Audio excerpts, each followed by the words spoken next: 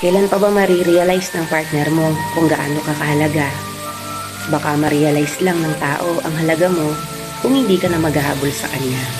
Kung hindi mo na siya bibigyan ng tamang atensyon, oras, at hindi mo na iiyakan. Minsan, kailangan mong kumilos na parang wala kang pakialam. Iniisip kasi niya na hindi ka mapapagod dahil mahal na mahal mo siya. Totoo, pag mahal mo, hindi ka napapagod doon. Pero yung sakit na ipinaparamdam nila sa atin ang nagpapahina sa atin. Kung sino man ang nakakapanood nito, alam mo sa sarili mo kung gaano ka karapat-dapat. Kaya itigil mo na ang pagtutok sa taong hindi karapat-dapat sa iyo. Kung talagang mahal ka, hindi mo kailangang makiusap para sa kanilang oras. Kasi kung talagang gusto ka nila, buong puso nilang ibibigay. Kaya please, mahalin mo ang sarili mo higit kanino man.